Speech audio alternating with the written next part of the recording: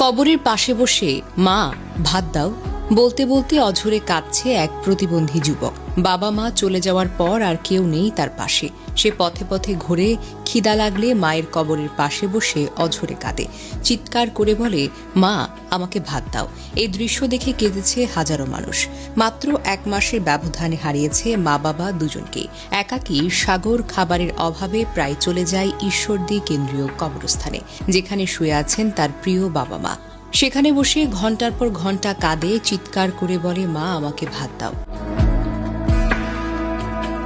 জানা যায় পাবনার ঈশ্বরদীর আমবাগান এলাকায় ২৬ বছর বয়সী সাগর ছোটবেলা থেকেই মানসিকভাবে প্রতিবন্ধী, তাই তার পুরো জীবনটা বাবা মার উপরই নির্ভরশীল। কিন্তু মাত্র 1 মাসের ব্যবধানে হারিয়েছে উভয়কে, প্রিয় বাবা ও মাকে।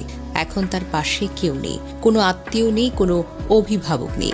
ক্ষুধার তাড়নায় সাগর মাঝে মাঝে গ্রামের রাস্তায় ঘুরে বেড়ায়। কেউ খাবার দিলে খায়, না দিলে ফিরে আসে। মা বাবার কবরের পাশে থাকে, সেখানে বসে ঘন্টার পর ঘন্টা কাঁদে আর চিৎকার করে বলে, মা আমাকে ভাত দাও, মা আমাকে ভাত দাও। এক স্থানীয় বাসিন্দা বলেন, এক মুঠো ভাতের জন্য সে কত মানুষের কাছে হাত পাততে গিয়ে লাথিগুতো খায়, তারপর আবার কবরের পাশে গিয়ে কাঁদে, মা আমাকে ভাত দাও। এটা দেখলে বুকটা যেন ভেঙে যায়। সাগরের বাবা মৃত সুরুজ মিয়া একজন কৃষক। তিনি জানতেন তার ছেলে মানসিকভাবে প্রতিবন্ধী। ছোটবেলা থেকেই তাকে ভালোবাসা, যত্ন ও স্নেহ দিয়ে বড় করেছেন। তার স্ত্রীও একইভাবে সাগরের প্রতি অকৃত্রিম মমতা দেখিয়েছেন। তারা জানতেন সাগরের শারীরিক ও মানসিক সীমাবদ্ধতা তাকে সমাজের অন্য সব শিশুদের মতো স্বাধীন করে তুলবে না।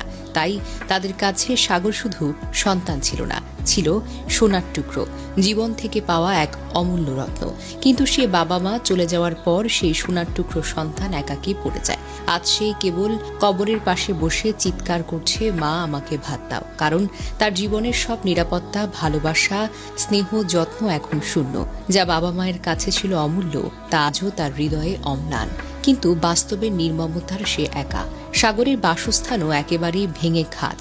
ঘরটি অস্বাস্থ্যকর, কোনো টয়লেট নেই, পানির কোনো সঠিক ব্যবস্থা নেই। বর্ষাকালে বৃষ্টি হলে, বন্যা হলে এই ঘরে থাকা একেবারেই অসম্ভব হয়ে ওঠে। স্থানীয় কিছু মানুষ ব্যক্তিগতভাবে খাবার, কাপড় বা সামান্য সাহায্য দেয় ঠিকই, কিন্তু তা ক্ষণস্থায়ী। মানসিক প্রতিবন্ধকতার কারণে সাগরের চিকিৎসা বা নিয়মিত কোনো ঔষধের ব্যবস্থা নেই। মাঝে মাঝে সে বিভ্রান্ত হয়ে পথ হারিয়ে যায়, অপরিচিতদের কাছে আহত হয়।